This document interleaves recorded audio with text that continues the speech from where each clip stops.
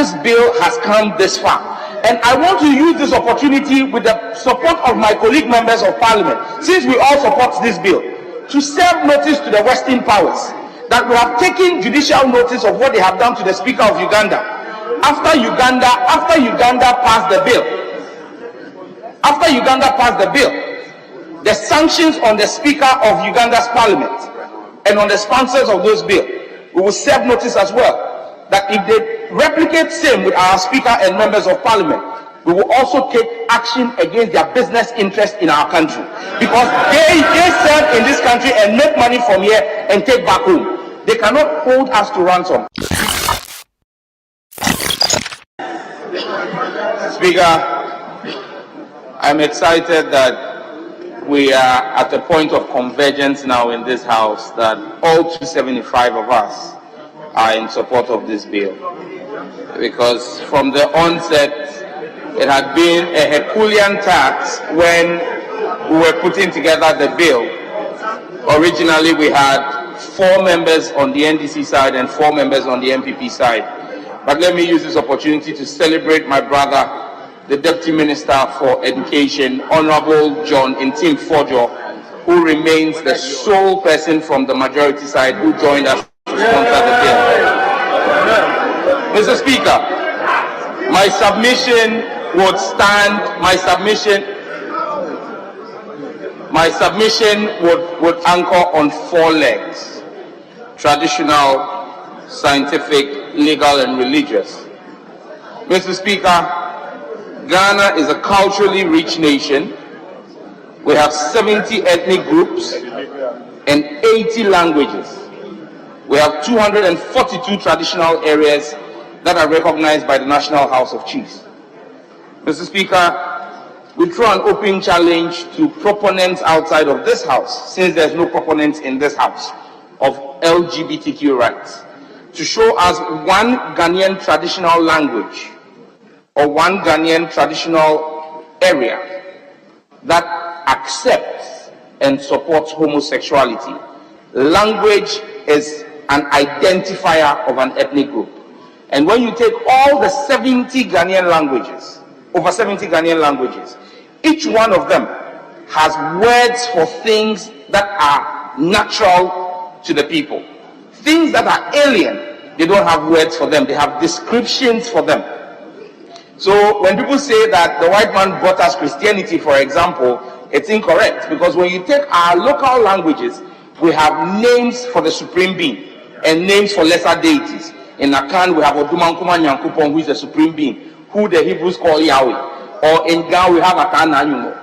So God is not a new construct to our language. But when you take things like computer, which are new things to our language, we call it Abefo Efidie Enchi. It's a description. When you take telephone, we call it Ahuma Trufu or something, a description. And when you take homosexuals, we call them Kojo Besia, Kojo Aoya Ninyama to say Besia. It is a description, simply because it is alien to our language. And so when it comes to tradition and our culture, these are alien to our culture. Mr. Speaker, in the West, their culture seems to prohibit polygamy and supports this. People think it's a cultural thing. It's actually not a cultural thing for the West. It's a nation. And let's put it to the Western world, that because of their tax system, that is why they frown on polygamy, not because of culture. Because when you are a single man in the West, you pay a higher tax. Once you get married to your spouse, your household tax reduces your individual tax liability. So then imagine if they allowed one man to have 4 wives. He will pay less tax to their exchequer. It is about money for the West. That is why they have criminalized polygamy. It's not about culture. And so they should not follow money and ask us to accept something that is culturally reprehensible. Mr. Speaker, let me go to the legal part. Our constitution has been dealt with, but when you read the report, those who argue against this bill say that Ghana is a signatory to international rights, the conventions and treaties. Very true. But Mr. Speaker, what they fail to do is they think that all of us don't read, but some of us do read. And Mr. Speaker, all the conventions that they have quoted in their memos to the committee, we would establish the fallacy of their positions. Mr. Speaker, the African Charter on Human and People's Rights, in Article 17, says this: every individual shall have the right to education. 17.2, every individual may freely take part in the cultural life of his community. But 17.3 says, the promotion and protection of morals and traditional values recognized by the community shall be the duty of the state. This is the African Charter on Human and People's Rights. So it says the promotion of morals and traditional values. So what morals are we talking about? What traditional values are we talking about? This is the convention Ghana has signed up to. And so this bill is in line with that convention. In fact, Article 18 of the same African Charter says the family shall be the natural unit and basis of society. It shall be protected by the state, which shall take care of its physical health and morals. The state shall have the duty to assist the family, which is the custodian of morals and traditional values recognized by the community. So if we say the family, what is the family? Is it a man and a man, or a woman and a woman, or a man and a woman with their children? We have our traditional values. Mr. Speaker, they always make reference to the UN Declaration on Human Rights. The UN Declaration on Human Rights in Article 2, I read, it says, everyone is entitled to all the rights and freedoms set forth in this declaration without distinction of any kind. And these are the distinctions it makes: race, color, sex, language, religion, political or other opinion, national or social origin, property, birth or other status. Mr. Speaker, I want to make it clear in this hallowed chamber that there is a clear distinction between sex and gender. Complete distinction. Sex is a biological construct. Gender is a social construct. Sex is binary, male or female. It is the source code for even computer science, 0 and 1. To be a male, you have the XY chromosome. To be a female, you have the XX chromosome. There is no other combination known to science. However, gender is a social construct. That is why in some countries, as we speak today, they have 48 gender identities. In some, they have 100. So gender is a social construct. In this country, our social construct of gender is male and female, as our constitution demands and recognizes. So, Mr. Speaker, even the UN Declaration on Human Rights does not make gender the basis for discrimination or enjoyment of rights. It says sex. And once it is sex, it is male and female. So if you change your sex as assigned at birth, cosmetically or surgically, you are flouting the Constitution. Mr. Speaker, the International Covenant on Civil and Political Rights,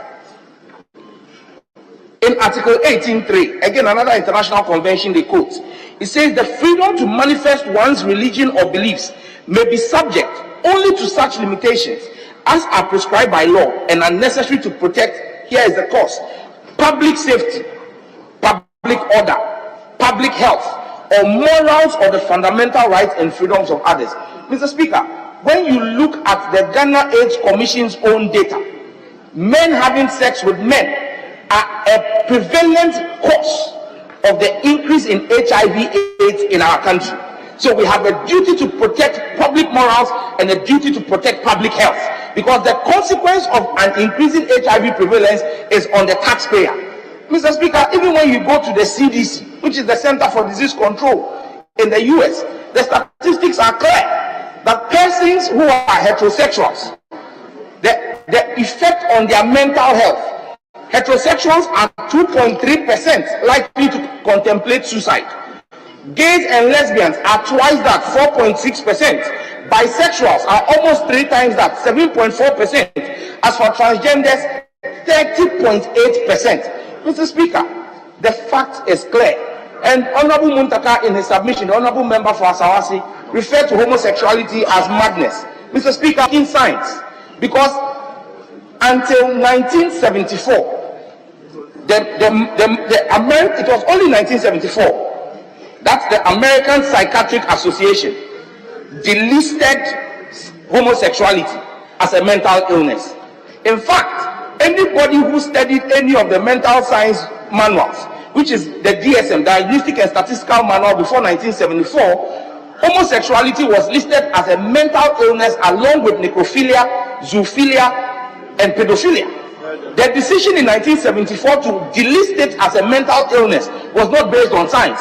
It was based on an opinion poll of only 6,000 people. So clearly, homosexuality is a form of madness and mental illness. And what they need is psychological care. Mr. Speaker, the Human Genome Project, and that's on science. The Human Genome Project is a $3 billion funded project by the government of the United States of America, which is the biggest investigation into the human genome. This project spanned 20 universities in the United States, the United Kingdom, Japan, and South Korea. And what they tried to do was to map out the human DNA to identify the genome. Mr. Speaker, they were able to identify a genetic marker that makes somebody like me, I only smell the food and I grow big. And there are other people, they can eat the pounds of kenke, they won't grow big. Every, like Sosu. All of this is genetic. What makes you have a bald head like Okuje to a black one, or have an afro like Sam George? All of these are genetic markers. Mr. Speaker, the Human Genome Project was able to identify the genetic marker that makes men have feelings, emotional attractions to women. It was able to identify the genetic marker that makes women attracted to men.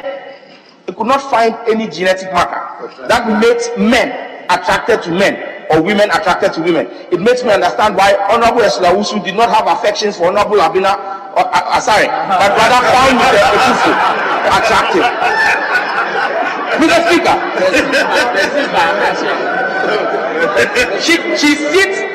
she even sits next to the handsome Mr. Atachia, Honorable Atachia, because it is a genetic thing. Mr. Speaker, let us serve notice. Let us serve notice, Mr. Speaker, that Honorable Ahia for his submission said in 50 years there will be migration. Well, he doesn't need to wait 50 years. It's happening today. He says they will be extinct. In fact, extinction comes when they lack people. Currently, most of the Western countries are attracting our finest brains here and offering migration programs to bring people in there because their workforce has been depleted. They have an overage population because, Mr. Speaker, like it is attributed to Robert Mugabe, if you put two men in a room and give them 12 months to produce as an offspring, they cannot produce an offspring.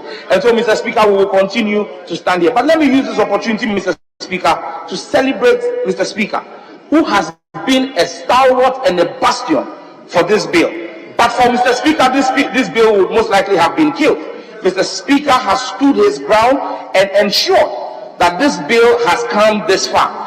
And I want to use this opportunity with the support of my colleague members of Parliament, since we all support this bill, to serve notice to the Western powers that we have taken judicial notice of what they have done to the Speaker of Uganda.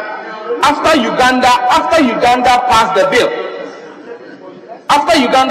bill, the sanctions on the Speaker of Uganda's Parliament and on the sponsors of those bills, we will serve notice as well that if they replicate same with our Speaker and members of Parliament, we will also take action against their business interest in our country, because they serve in this country and make money from here and take back home. They cannot hold us to ransom. And like has been asked on this floor, Mr. Speaker, why is it that the American Secretary of State has not sanctioned the Secretary of Defense? Because June was declared Pride Month and they had transgender parades. The US Secretary of Defense blocked and stopped a transgender parade on a US Air Force base because he said the US Pentagon, which is their defense headquarters, would not support such activity. Governor DeSantis has passed legislation against open transgender parades in Florida. Why have they not taken on their own citizens? In fact, in 2022 alone, there were 433 actions in State House of Legislatures across the United States, banning and clamping down on homosexuality. The Supreme Court of the United States, SCOTUS, just last week, passed a landmark judgment enforcing the rights of American citizens to refuse to offer services to people on the basis of their faith and because they were LGBTQ. Mr. Speaker, it shows you that even America has realized the error of their judgment and are walking back their steps. Italy in June designated June also as Family Protection Month to counter the Pride Month. Maybe that's something Ghana should begin to consider, that we make June a Family Values Month to celebrate the Ghanaian family value. But Mr. Speaker, in wrapping up, Mr. Speaker, I just want to state that the dangers of homosexuality are grave. Persons who are homosexuals or transgenders, per statistics from the CDC, have at least 6 times higher rates of obesity, substance abuse, and suicidal thoughts than heterosexual people. This has a consequence for our health bill as a country and public health, and we cannot turn a blind eye to this. I want to